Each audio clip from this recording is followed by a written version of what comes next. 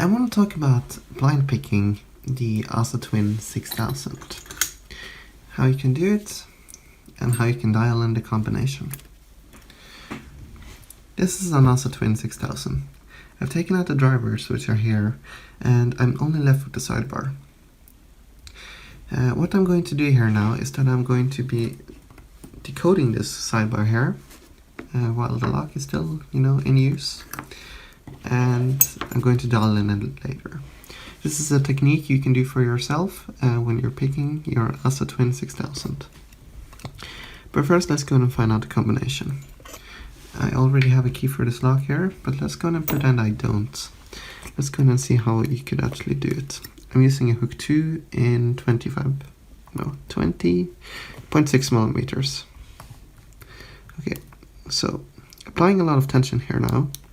I'm just going to jiggle each pin until I can get into that sidebar full set. We're in a full set here now.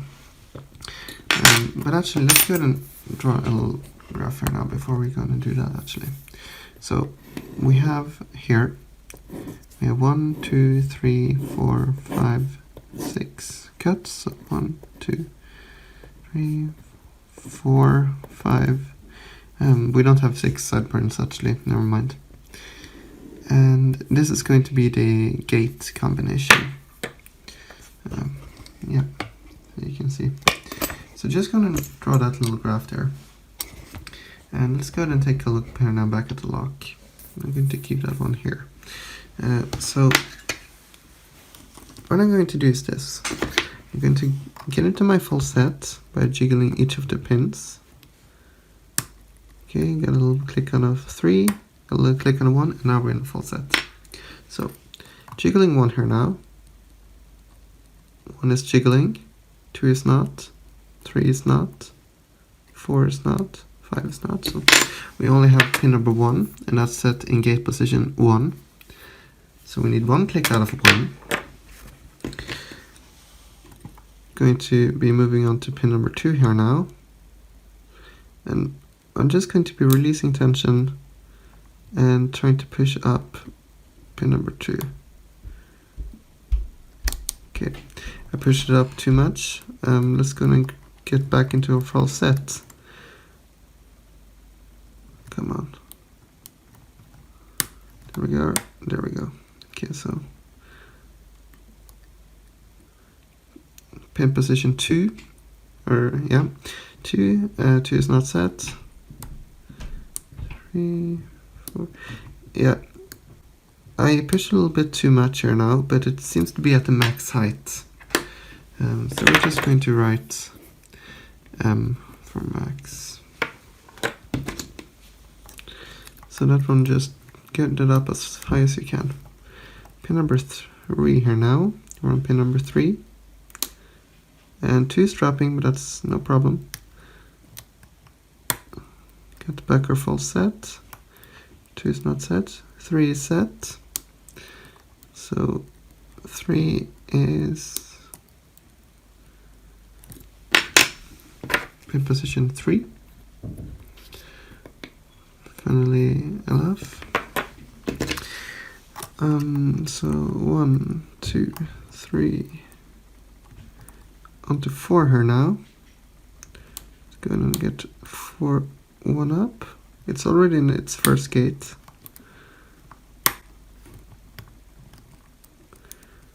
Okay, so 4 is is it 2 up? I'm so bad at writing. 4 is 2 up, and now we're at the last one here now, which one is 5. It's already in its first. Got it up 1. Gonna just get back into our full set. And 2 is also number 2. So, and this is our sidebar combination. So we have 1, the highest, which is basically 4, but I just write M, so I don't have to worry about it.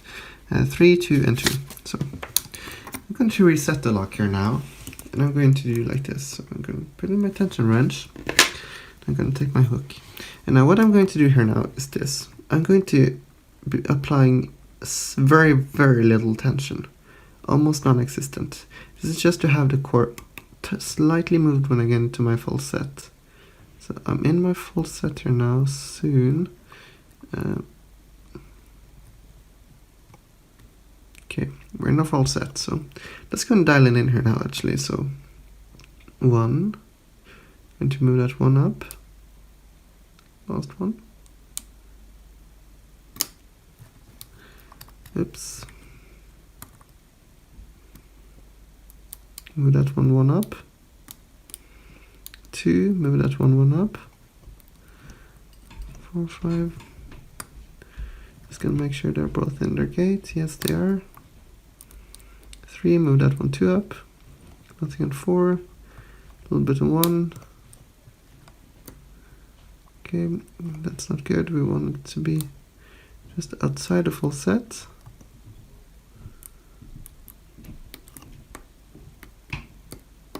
There we go.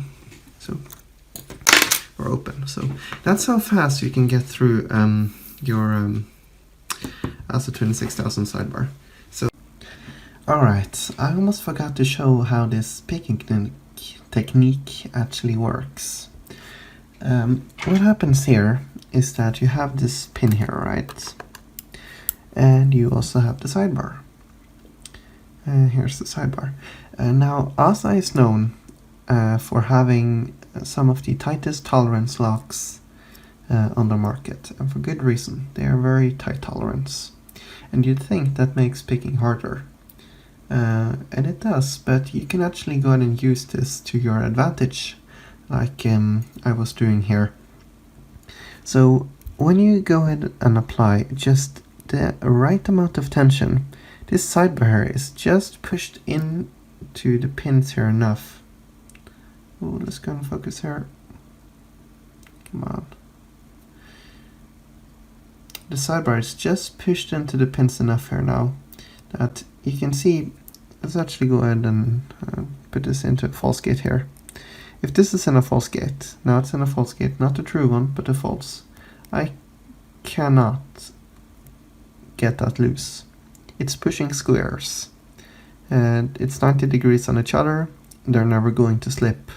But if I just go ahead and take them out like that, just enough, I can just skip the false gates. And since the spring is on top of it, it's not going to push them back down. So you need to find that sweet spot. And once you do that, you just go ahead and hold the tension, and then you go ahead and dial in. So 1, 2, 1, 2, 1, 2, 3, 1, 2, 3, 4, and just 1. So you just go and count the clicks up from that little note you had. So you just go on 1, click it 1 up, 2, click it I believe 4 up, 3, you're going to click it 3 up, and that's how it goes. So that is how this picking technique works.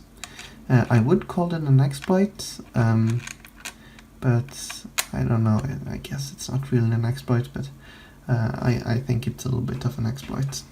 Especially a good trick to know when you're picking these sidebars here, because they can be really difficult to pick. Anyways, thank you a lot for watching, and good luck with your assa 6000.